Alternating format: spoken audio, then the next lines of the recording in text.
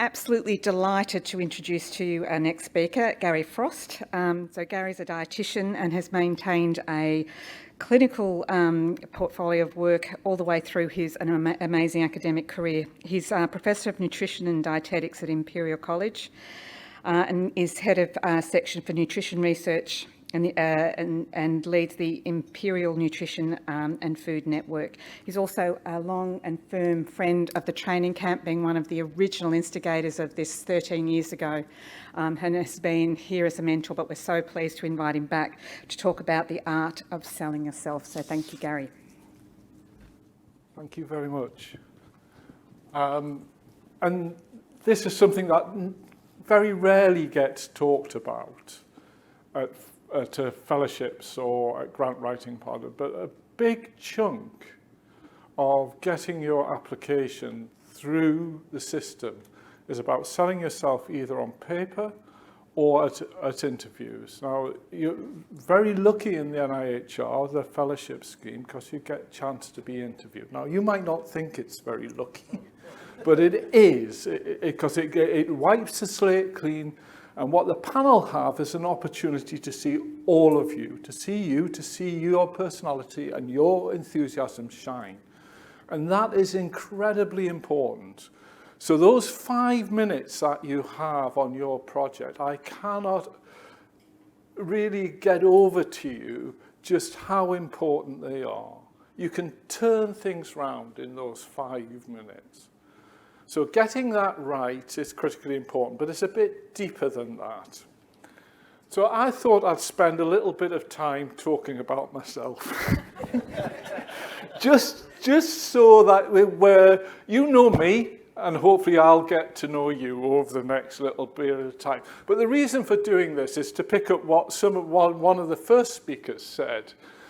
I've had a wiggly pathway to get here. I grew up in Gateshead, as you might tell from the accent, so I'm part of the levelling up agenda already. Although I've transferred down to the south, I'm planning to go back. I went to Wickham Comprehensive and I didn't do very well at all. I was more into progressive music, a mixture actually of progressive music, jazz and folk, a bit weird, still am. And then I went to Leeds Polytechnic, and that was transformative for me. That was absolutely, it was the right place for me. We'd always talk about Oxford and Cambridge, but that place was really important. One, that they diagnosed dyslexia, and I'm not wanting sympathy for this, other than to warn you there might be words spelt backwards a bit later on. And I also met another guy there, Dr. Cooper, who was a physiology lecturer who actually supervised my project. And he was transformative about showing the power of research in nutrition and dietetics.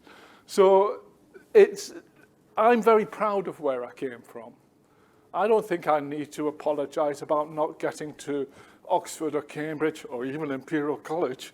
But I think it's where I'm embedded, and it's important that you actually celebrate where you are in your life. And then I went into clinical practice, which I really enjoyed. I spent time in Middlesbrough. Then I decided, along with Val, that we'd go traveling and use our careers to do that. So we went off to Saudi Arabia, but I published my first paper there.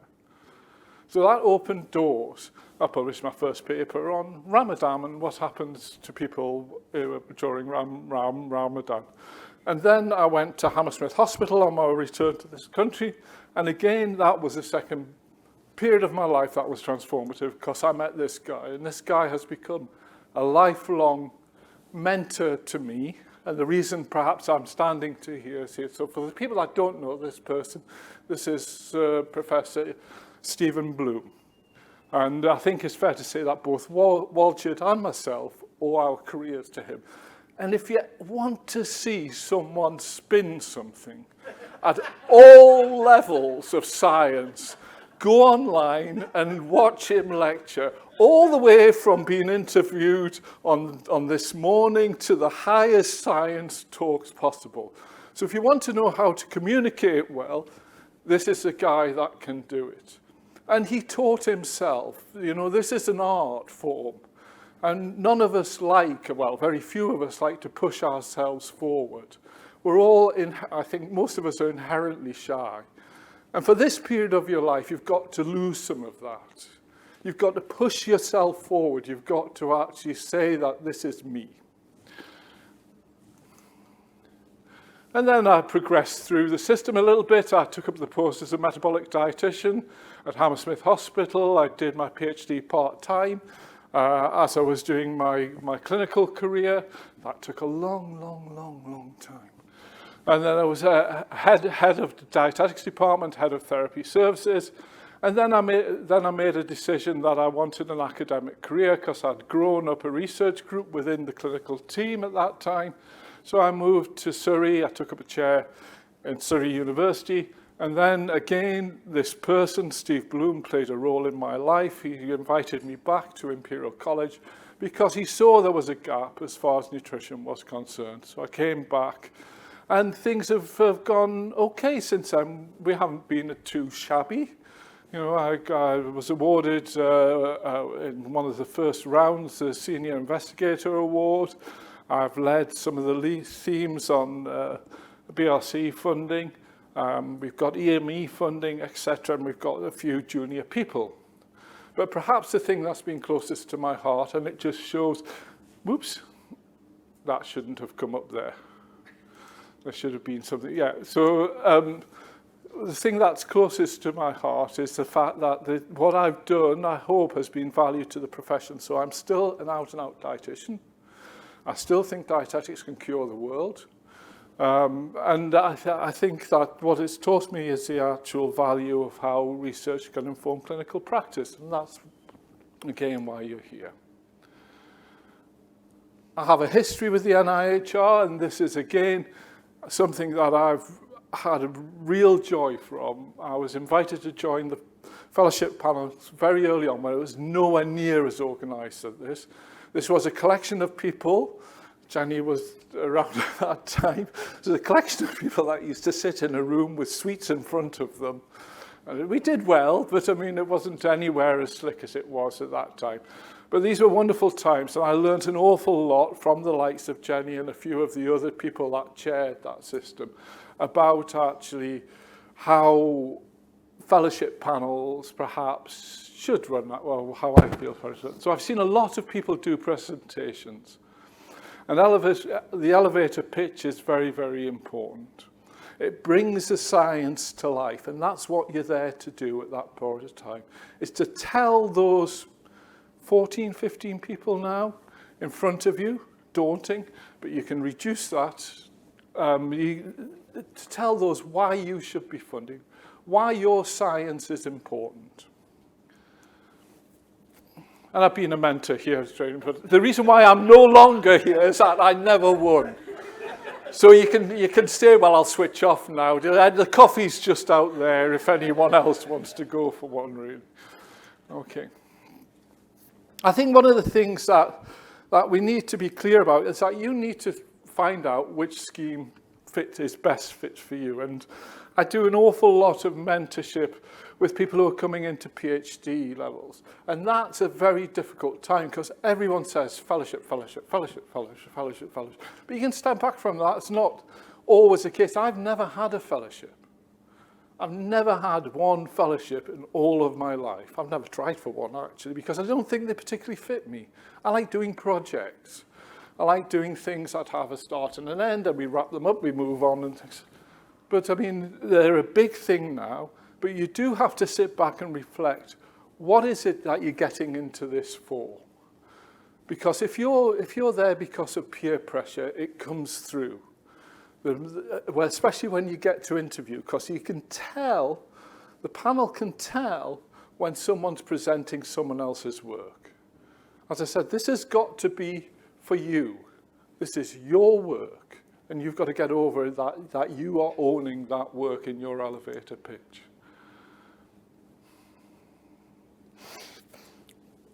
So, whoops, have we longer? And if you get through to the interview stage, then you've shortened your odds. So this becomes really important. I can't remember the quite percentage, about 40% get funded from from interview, perhaps 35, 40% get funded. So your chances have just gone massively up for this. And to some extent, you're in control of that. You're the expert of your topic. I'll come to a little bit about finding out stuff a bit later on. But you're the expert in this actual relationship that you have with the panel at that particular time. So those 5 minutes are critically important. And NIHR funding is an investment in the potential to transform health management, and that's something that you should never ever forget all the way through your application process. This is about making a difference to healthcare or social care. So although the requirement to say how's it going to make a change in 5 years' time has gone, it's still there in the background that the NIHR want to know how your work is going to make a difference. And that should not be lost. If you cannot tell the panel either in your application or at your presentation what value for money they're getting from you, then it's actually a waste of time.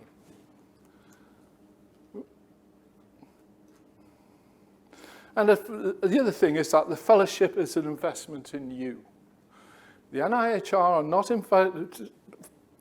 investing in your project, that's part of it, but what they're doing is investing in you as a person. It's what they're hoping to see is the next Walgett Dillo. I mean, Walgett, although try and embarrass him, because he's embarrassed me so much, try and embarrass him a little bit, but that's exactly what the NIHR want to see. They want to see someone who comes in funded for their PhD and goes all the way through with them and comes out as a professor at the other end and remains with a foot in clinical practice and a foot in research. And that's what you should be doing it. And if you get asked, there's a box on the actual application form that says, what do you want to be when you grow up? It doesn't actually say that, but it says, what's your career intentions or what have you. And that's about you expressing how your work is going to change the landscape within the area that you're working. It's not about you saying, well, I want to be a professor and have 10 PhD students around me. That gives you the infrastructure to do it.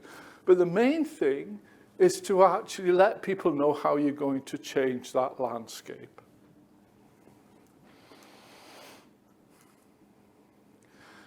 And you need to let your personality shine through. And I've had difficulty doing this. I don't particularly like talking in front of big people. I can feel my heart going 20 to the dozen at the moment. I'm going to share that with you just in a minute. This isn't just about me. But you shouldn't be a clone of someone else. It'd be horrible. It'd be disastrous if Walgett or myself were clones of Steve Bloom. I hope that's not the case, that we've actually taken what Steve's actually taught us, and he has taught us an awful lot about actually how you get over your message in a way that multiples of people at all sorts of level can understand. And that's what the science is about at the present time. So you shouldn't be something that you're not. You've all got positive sides to it. And the panel knows this is a stressful event for you. They understand that, and they're not there particularly to trip you up. They're there to try and pull the best out of you. Yes, they're going to ask you a whole bunch of questions, and yes, they're going to be asked in a challenging way. But I think the best panels run when you can turn away from the panel, whether you've been awarded or not, and said, I had a fair time. I talked about my work, and I came away, I was questioned quite hardly, but they were fair. And I think that's what the NIHR does really well now, is that the panel structure is fantastic, and they're actually trying to actually pull the best from you. Very rarely, well, I can't remember the last time we had a problem with people being aggressive at panels. They're there to pull the best out of you. And you need to stand out from the crowd. So I'm going to halt this just now. You've not been introduced to your tables. You're sitting there, perhaps collected with people that you know. But what I would like to know from you is what you think the one most important thing about selling yourself is from your table. Just one sentence or one word. Just in 2 minutes, so I can share my stress, basically. So what I'd like to do is to collect these, and perhaps as you go through the actual few days, is to take them and reflect back at them as you get towards your own interviews at the end of this process. So I'm going to give you 2 minutes on my little stopwatch here, if I can work it. There we go. You've got 2 minutes now just to have a chat, but I'm going to go around, I'm warning you now, I'm going to go around each table and ask you what is the actual most important thing about selling yourself. One thing, one sentence, no more than that, or one word. That's all. It's all gone very quiet now. Stop. One word. No, come on, you can say it. Reflective, adaptable, actively listening, demonstrating enthusiasm. Sorry, could you repeat it? Don't look so stressed. You're amongst friends. Reflective, adaptable, actively listening, demonstrating enthusiasm. Wow, that's fantastic. Can I take you a bit of paper? I'll use it in my next grant. Thank you. Okay. I said stop. I didn't have time to write it down. Go on, you don't need to write it down, it's fine. So, effective transmission of passion about your research. Fantastic, thank you. Okay. Well done. Enthusiasm and passion. Fantastic. Brilliant.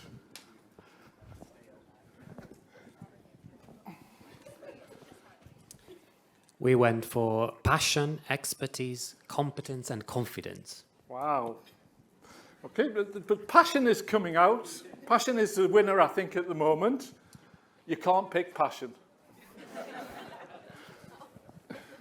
So we said integrity, honesty, uniqueness, and determination. Fantastic. Okay, brilliant. So we have the uniqueness of natural, confidence, drive, authenticity, ambition, passion, and openness. Wow. Passion's there again, though. There we go. Ours is quite similar. We're saying being unique and being the best person for that job or for that grant, and being confident in yourself and not pretending to be confident, but actually being confident that you're the best person for that role and having that belief. Brilliant. Thank you. Hi. So we really went down the value. So not just the value that you currently have and that you can demonstrate, but also what value you possibly could add if you got funded. Brilliant. Thank you. Well done. So values come in. You don't just look at each other, else I'll stick the microphone in front of someone. Yeah, rather awkwardly, we also chose passion, which we thought was unique. No, but it turns out is now not very unique. But just think of it if it was on a word cloud, what it would look like. You'd be contributing to that big passion. Exactly. Yeah. Oh, sorry. Apparently I've been volunteered. Enthusiastic, authentic, and clinical expertise, because we're all clinicians. Yeah, well, that's good. Well, brilliant. Okay. Don't let the eyes drop. We're talking about selling yourself. We also went with authentic passion. Yeah, well done. I should have mixed the tables up a bit, shouldn't I? I wonder what these guys say. Online, there's a lot of online. Yeah, we'll get that.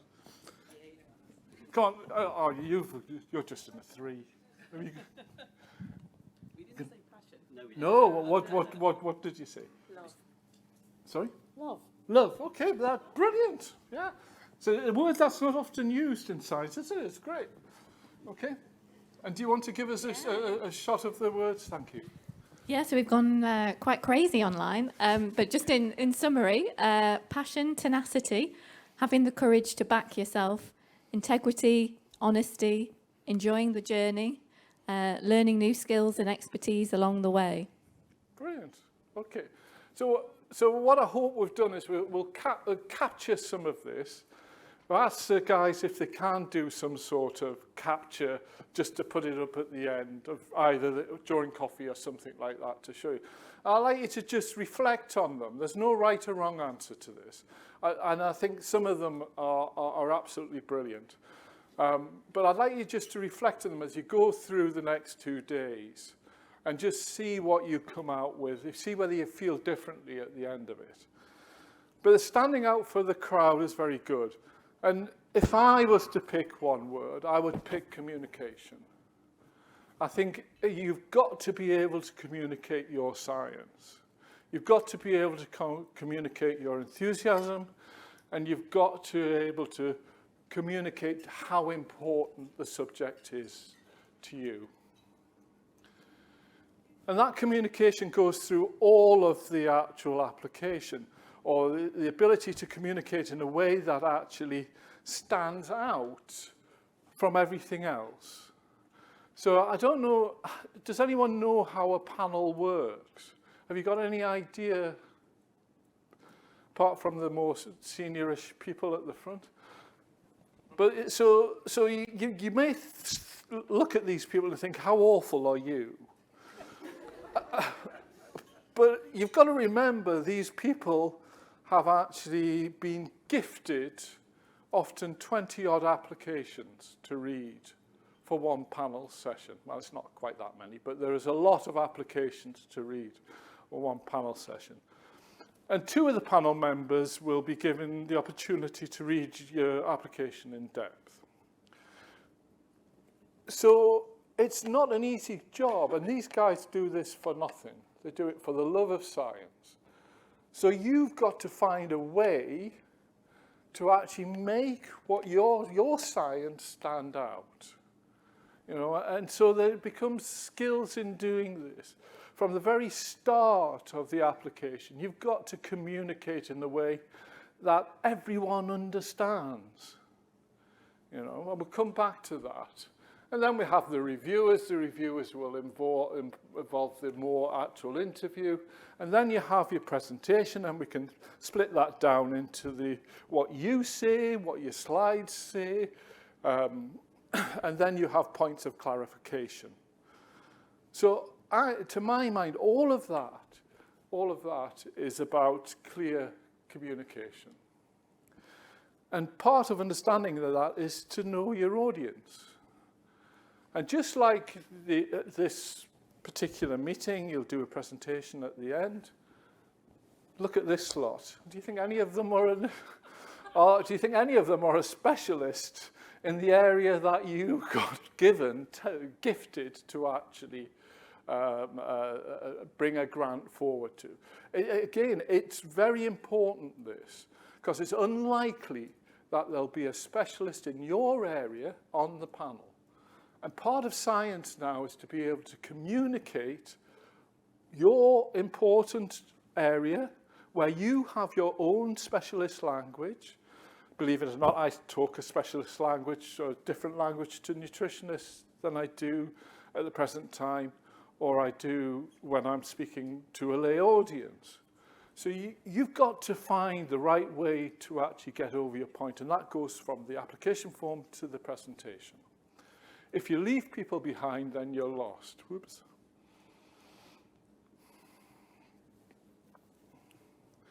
You have to find something to sell. That's already been said. So whatever you do needs to be important. It needs to actually point to a step change. It needs to mean something, and you need to get over that meaning. So again, something that's come out on the words that we said. Oops. So either my presentation's been cut short. And you need to know your subject, and I can't emphasize this enough. You know, this is something that's within your gift. You know, to actually put together the application form or to come to interview with gaps in the knowledge it's just not good. This is something that you should know backwards. something that we tell every PhD student. If you put a reference in a paper, in your PhD or in a paper, you need to know what the reference is about. You shouldn't just download a series of references or present a series of bits from other people's papers without knowing the background. And I was fortunate or not fortunate, although it doesn't happen in the NIHR, thank God. I did sit on the ERC panels as well for some round, and they had a little man busily typing away, looking up every single reference that that person did, and he would ask them questions on that. Now, I've never seen that done here, but you need to know what the knowledge is behind what you're actually selling. And that can come up at the actual panel. So if you, for example, the classic one for me is the systematic review. So you put in your application, I'm going to do a systematic review. Yet you can see that a systematic review was done 2 years ago in your area. So you need to be clear what you're adding to the rights. Just because a certain methodology, such as the MRC complex trials program, suggests that you should do some things some ways, you need to have some realism about that. And you need to really understand your field.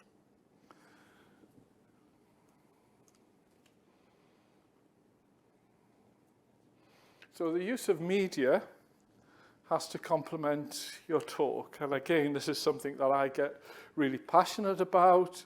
Again, with some of the mentorship at actual that we do at Imperial, often it's about telling people to get simple. I challenge anyone to actually understand this. So remember, you've got 5 minutes in this presentation to sell yourself. You know, this might be very important, but what do you think happens when a panel member gets a slide like this? What do you think happens? Anyone? No, we all know each other. There's no right or wrong. Well, that'd be a bit mean. Yeah, okay. Yeah. Rather than go to sleep, they start looking and trying to work out what this means, rather than listening to you. Yeah? So the point in case is that the slides have to highlight, or it shouldn't be a point of trying your very hardest to understand what bifidobacteria is doing in this slide at all.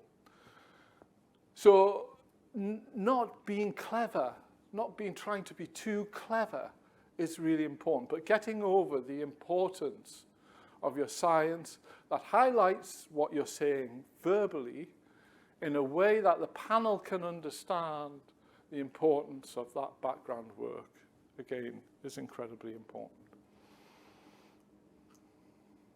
So you want people to listen to you. So, and I think that's about reducing what you actually put on those slides. It's about getting rid of something. You've just submitted to the NIHR a document which is, what, an average about 20, 30 odd pages long. There is no way in 5 minutes you're going to get through what's in that document. So you need to bring highlights out of that document and explain why those highlights are important, and perhaps say that, you know, you're presenting some of the work. But again, it's making it digestible, and so that you're not presenting a movie. You're not presenting 30 slides in a few minutes. And it's a real art that needs to be practiced. And this has already been said, is that you need a very supportive network around you from the very outset. And this comes all the way through, a bit like PPI, but again, it's not actually requested and it's not actually talked about.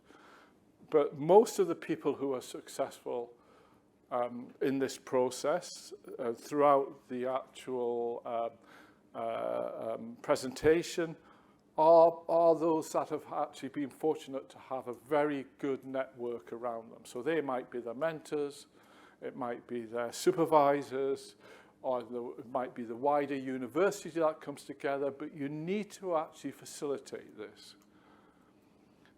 And it means that you have to have people that give you tough love. You know, this isn't a process where, you know, everything you do, you need a pat on the head. You need to be, true mentorship is about a two-way process that you actually learn. And if things aren't right, you need to go away and actually reflect on those and actually get them right again. So what you don't want is a lot of yes people in that network. You want some people that would challenge you, even some people that hate your work. You know, it wouldn't be so bad, you know, to try and actually get over the point. But seriously, it's got to be challenging. We talk about mentorship. You'll hear a lot more about that as we go on. But bringing this actual not surviving, but doing well at the interview means that you need the network there to fire the questions on. You can never tell what the panel is going to say to you. They're fortunate that they've got reviewers' comments as well, so you do have some insight from experts. But what you can do is you can learn to think on your feet. And that's again, a skill that you can actually get. You know? You should be ready for common problems or common questions that occur with the type of work you're doing. I know when Jenny was on the panel before, we always had a few conversations about mixed methodology. You know, it's a very trendy thing to actually put on mixed methodology. It makes it sound really good, you know. But to do mixed methodology well is bloody hard. To learn one methodology within a period of 3 years is tough. You know, to bring two together is even tougher. So again, you need to have people that will actually, there's nothing wrong, don't get me wrong, mixed methodology is very, very important. I'm not defying that, but I think you need to have realism about what you can actually also achieve. Because remember, this is about you learning as well.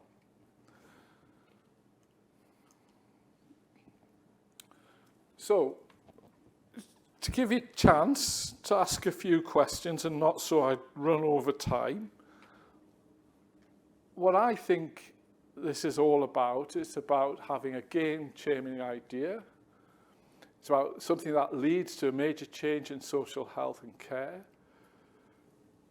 It's about showing that you've got secure knowledge within these two remits. And then it's about being able to communicate that in a way that the wider person or the non-expert can actually understand. And I think if you can put that package together, if you can get that right, then you'll get there. You'll get over the line. But without that clear communication, it's very difficult to do all of this. You might have the best ideas in the world, but if it's not communicated well, if it comes across to the panel that it's only applicable to someone that has the latest tool and there's no outreach to elsewhere in the country, then it's lost, for example. So you've got to be able to get those simple points across. Okay, I'm going to shut up now and throw it open to you, because this is about two-way conversation. We can fill the space, but it's important now that perhaps that you ask a few questions.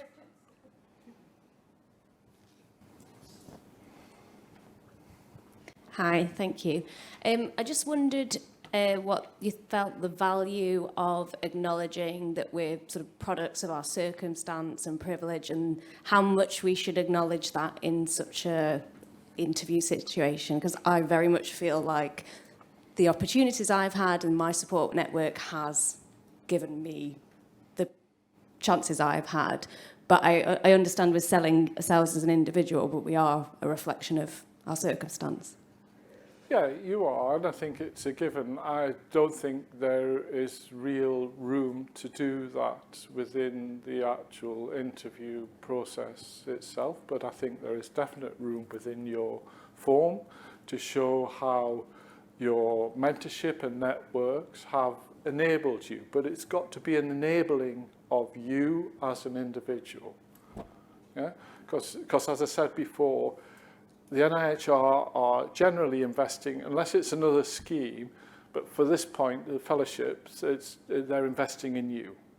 So that's got to come across. And we know that you're not a product standing alone. That's why you do have, you know, mentors, etc.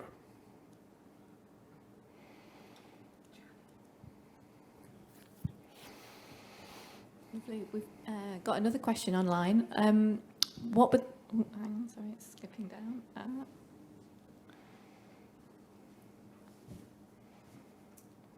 Sorry, it's just frozen. Go with one room then now. Okay, yeah, sure. So you're passionate about communication. I was wondering if you could like recommend us some people that you really like to see them talking. Like you said, you're the friend and stuff. Can you recommend us some names? That's a very good point. In my own field, there's Susan Jebb, who I think is very, very good at being able to pitch the actual science at different levels and to get over her point. She's a very forceful person, a very forceful speaker, and she takes you along on a ride, so she engages with you that way. Yeah, so that would be one person that I would say is exceptional. I don't know whether there are others of the senior people that actually... Ashley is very good, and Ashley has NIHR videos from a training camp many years ago. So Ashley Robertson, Anderson, sorry. And she's excellent. So she again is an NIHR professor, and is an exceptional communicator. The other thing you might want to do is have a look. The training camp last year, because we are using the hybrid format. We've got our presentations from previous year, and Simon Kane is someone who's spoken at a number of NIHR events, also talks about this and gives some pointers, so as more direct examples. So you might want to have a look at that. Online. Sorry about that, the captioning froze. So a lot of online people are interested in what the panel would expect to see in an application in terms of non-research training and development. How much time would be allowed to put in an application on this training? The training needs to match your project, really, and it needs to be justified to match the project. This is training fellowship. So again, it wouldn't be any secret that if you don't get it right, you don't get the marriage right. Again, it's scored exactly the same as the main project is scored exactly the same as you as a person. So it's critically important because they're all training fellowships. And often the mistakes that we see made is that people, you think that by pulling across what's available at their university ticks a box. That's not the case. This is about actually you looking at your project, saying what the training needs for your project is and putting them in place. So we go back to mixed methodology. Who's a mixed methodologist on your project that's going to see you through, and what training do you need? If you're doing large-scale studies, you know, one of the obvious things that used to come up a lot is what do you do with missing data? You know? So again, how are you going to handle that? If this is going to be a big problem by bringing databases together, then you need to actually have the training to understand that. So this is about you having the opportunity to become a leader in the field. There'd be an expectation that you would actually do research leadership as well. So it's much broader, and I would really recommend you actually get hold of someone who is an award holder. I think some people do this very, very well. One of the best ones I've ever seen was one of the neurologists who was going forward for a professorship at our place, and I thought he did an absolutely beautiful job of aligning each of his packages of work or each of his studies with the training he will need to actually deliver that package. So if you say, well, I've got missing data, your study starts in year 1, but your training's down at year 3, it doesn't make any sense. So it's critically important, absolutely as important as a research project. Gary, just a quick one. You put up there, lead to a major change in health or social care. How do we avoid over-promising impact out of a piece of work that we do? I'm thinking very much in terms of promising to get nice to change guidance, for example, based upon a pilot study. Well, I think you're setting it within the framework. I mean, I think most pieces of work have their own little capsule where they live, and they can actually, and what they can influence, and it's actually getting what they can influence right. You know, so I don't think it is about over-promising as saying that, as Walter said in his talk, that he's going to cure cancer. I mean, that would just be a little bit of an oversell. But you need to point to the pathway where it can influence health. Thank you. You mentioned how influential and how important mentors and teams have been to get you into your position. Sometimes working in multidisciplinary teams, big teams, complex teams is really challenging. So I just wonder whether you had any advice around how to handle perhaps complex conversations, difficult conversations, when people have different agendas or experience, expertise, anything around that, really. Yeah, it's really tough for a start. I think what Anne-Marie said, I don't know whether it was picked up by many people, is that you don't want people along for the ride. So anyone that's jumping on your bandwagon for a ride, because it's really nice to be involved in an NIHR application, but they're not contributing to something, should be gone.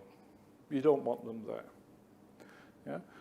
Likewise, the tougher one is that if you've built up supposing you're going for a PhD fellowship, the tougher one is that if you've created a relationship with someone who you think is going to supervise you, but there is no history of seeing someone to the end of their PhD, then again, you're going to struggle with that. Because again, you've got to remember this is about training, and the panel want to be assured that your team has the expertise to get you to that next level. And without having it or saying, well, there's someone else, the other supervisor has a bucket full of skills, and this supervisor is there for that reason.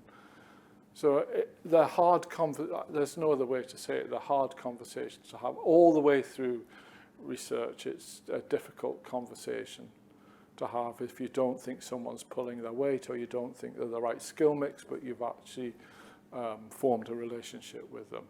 I don't think there's any easy right or wrong answer other than being open and honest and trying to be truthful.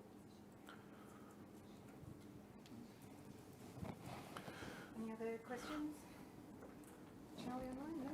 Brilliant. Okay. Thank you. Thank you, Gary. That's brilliant.